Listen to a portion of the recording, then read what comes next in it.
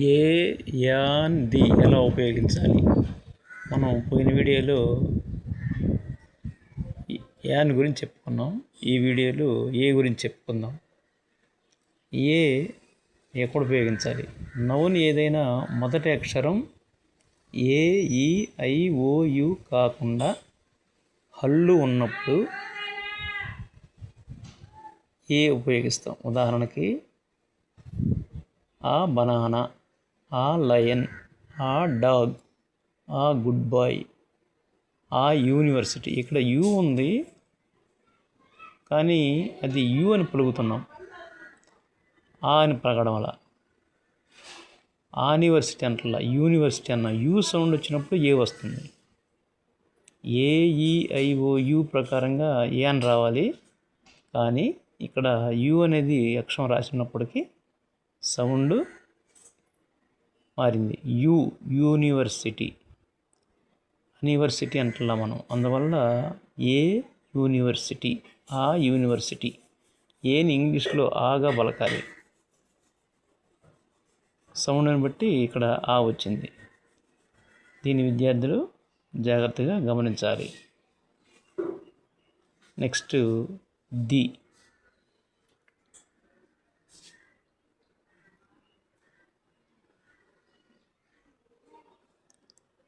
The అనేది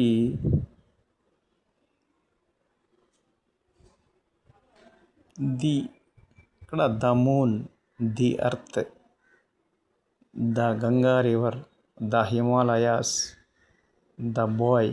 ఇక్కడ the అని సౌండ్ ఇప్పుడు వస్తుందంటే ఈ అంటే అర్త్. అంటే ఇక్కడ అచ్చులు ఏఈ అయిపోయి ఉంది కదా, అట్లా వచ్చినప్పుడు ఆ పలికినప్పుడు అంటే ఓవెల్స్ వచ్చినప్పుడు ది అనాలి. కాన్సనెంట్స్ వచ్చినప్పుడు ద అనాలి. The Ganga river, the moon, the earth, the Himalayas, the boy, అలాగా. కాబట్టి ఇలాంటి the mountains, the Alps mountains,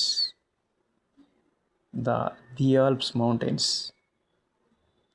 ఎలాగో ఉపయోగిస్తామన్నమాట. కాబట్టి తర్వాత ఇతను ఘంటసాలగా పాటలు పాడుతున్నారు అని అన్నారంటే ది ఘంటసాల. ది ఘంటసాల అంటే ప్రాపర్ నౌన్ ముందు ది వచ్చిందంటే అంతటి వ్యక్తి అని అర్థం.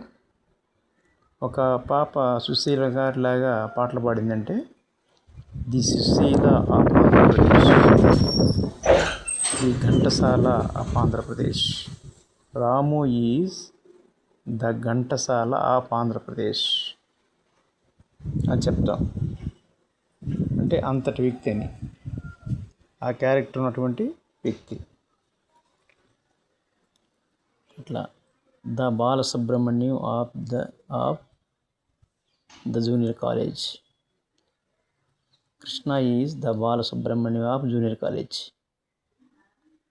కాబట్టి ఇలాంటి సందర్భంలో mountains, earth, moon, ocean, the Pacific ocean, the Hindu మహాసముద్రం, the Hindu Pacific Atlantic oceans, వాటి ముందు కూడా ద అనేది ఉపయోగిస్తాం. పర్వతాల ముందు కూడా ద అనేది ఉపయోగిస్తాం. కాబట్టి విద్యార్థులు వీటి చేంజెస్ని గుర్తించి ఫాలో అవుతారని ఆశిస్తున్నాం. నవోదయ ఎగ్జామ్ సంబంధించి అథమెటిక్స్, ఇంగ్లీష్, రీజనింగ్ ప్రతి వీడియోలో మేము ఇస్తూ ఉన్నాం. Figures problems. కాబట్టి విద్యార్థులు, నవోదయ రాసే విద్యార్థులు ఈ ఛానల్ని సబ్స్క్రైబ్ చేసుకుంటారని కోరుకుంటున్నాం.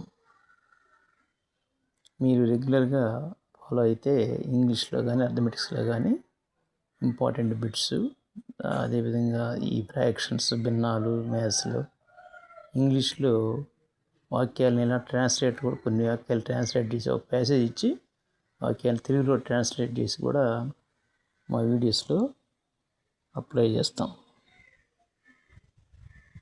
సో కాబట్టి ఛానల్ని సబ్స్క్రైబ్ చేసుకుంటారని